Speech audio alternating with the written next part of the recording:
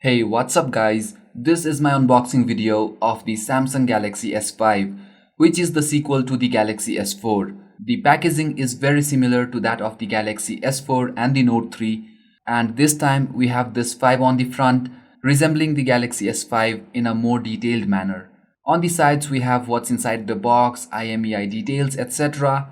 And on the back we have the basic specifications of this device. So here we have the 16 GB Exynos, that is the octa-core variant, the non-LTE variant. So let's go ahead and dive into this box.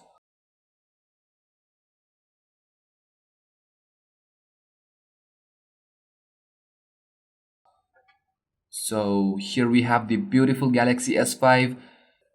Let's just keep this aside for a while and see what else do we have in the box. Quick start guide to get you started, warranty cards along with few other booklets, typical Samsung earphones, extra earbuds, wall adapter or charger, whatever you like to call it, 2800 mAh battery, and a USB 2.0 cable for charging and data transfer. But this is quite annoying as we get a USB 3 port on the Galaxy S5. We got the USB 3 cable with the Note 3, but this is disappointing. Samsung could have included a USB 3 cable here. Anyway, coming to the Galaxy S5, with us we have the shimmery white Galaxy S5. Looks good. Let me just plug in the battery and turn on the device.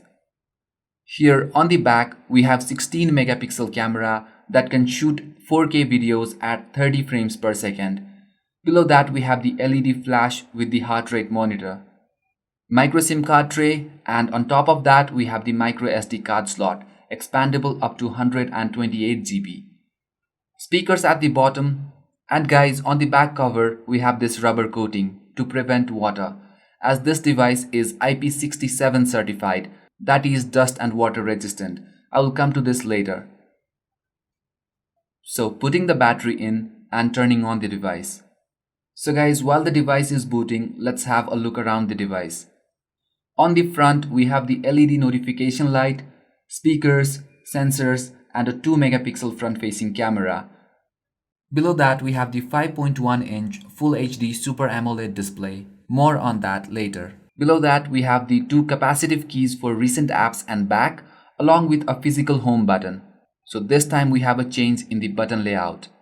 To the right we have the power button, and to the left we have the volume rockers. At the bottom we have the primary noise cancelling microphone with USB 3.0 port. On top we get the IR blaster, the secondary noise cancelling microphone, and a 3.5mm headphone jack. And you guys already know what's on the back. So Samsung seems to be changing its back cover every time with its flagship. Previously with the Note 3 they used the leather-like pattern. Now we get this dotted pattern. But this definitely feels better than the glossy plastic that was on the S4. I have completed the setup. The screen looks amazing and sharp with a pixel density of 432 pixels per inch. So with the Galaxy S5 we have newer version of TouchWiz. With UI changes, we have flat icons, circular toggles. First, let's go on to settings, about device, and this is the SM900H variant, and we are running Android 4.4.2 KitKat out of the box. So before getting into some features that this device offers, let's quickly round off the specs on this Exynos variant. We have the Exynos Octa-Core processor combining 2 quad cores. So check the details in this image.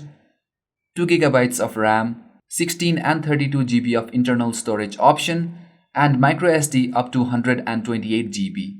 All this powered with a 2800 mAh battery. The device feels really good in the hands, fast and snappy.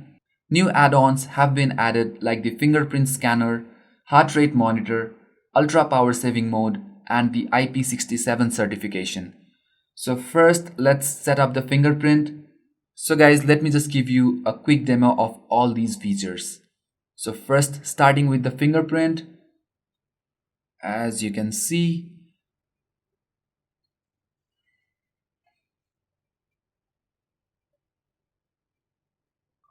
it's good, but swiping it from the top and when you're holding the phone with a single hand, it might be a little difficult.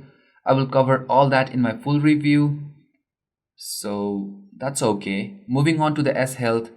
So let's try the heart rate monitor. Placing the finger here.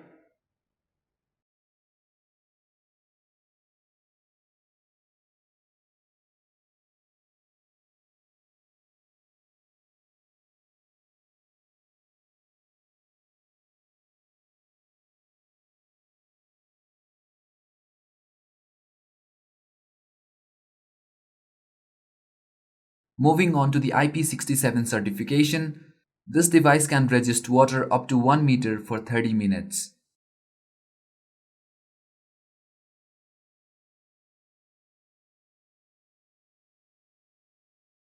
Okay, there you go.